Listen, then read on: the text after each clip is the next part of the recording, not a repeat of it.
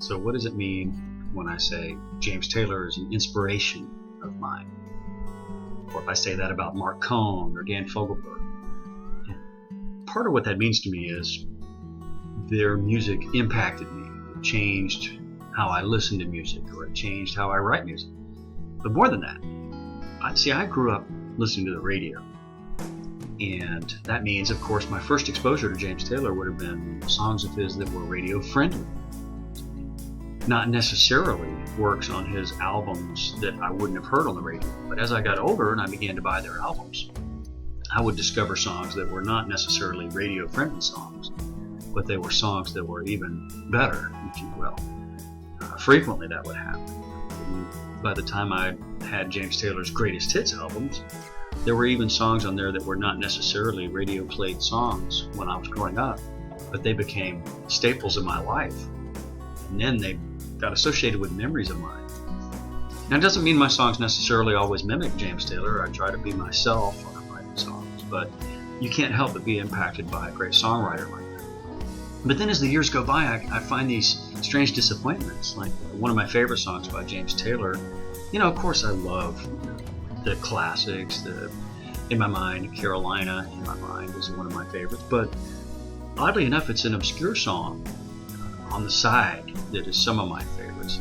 His album in 1985-86, which had the Song for You Far Away, was a wonderful, touching, lovely ballad that just so full of lonesomeness and angst, and I very much like that song. I learned how to play it.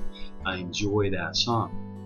And it's kind of sad now when I go back and I look back and I get on the internet to research what was he thinking when he wrote that, and okay, that was during his recovery period when he was going through a divorce and he was recovering from heroin addiction.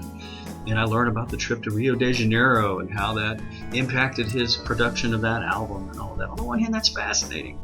But on the other hand, I almost prefer not to know all of those dark, horrible sidelines. Just let the song speak on its own. That's frequently what an inspiration will do with me. Yeah, I like to know what they were going through, I do, but I don't want to ever be one of those guys who say, oh yeah, I know James Taylor. I don't know James Taylor. I've never met James Taylor. I never will. And even if I did bump into him at some autograph signing thing, there's no way I could ever meet him.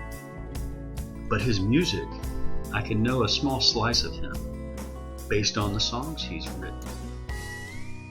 And on the one hand, my knowing what he was going through at the time he wrote a particular song, it might add another layer of dimension to it.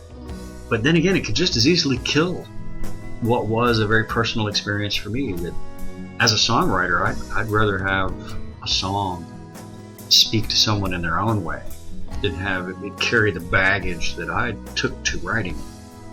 I'd like to hope that in the case of James Taylor, he's an inspiration because of how he approaches songwriting, how his style and his mellow attitude usually comes across regardless of the song. Those are the things I love about him. But I've never met the man. And wish him all of God's blessings, but probably his being blessed would be greatly enhanced by his knowing he's never going to have to meet me. But his music speaks for itself, and it speaks to me. And that, in the end, is the best definition of an inspiration, I think.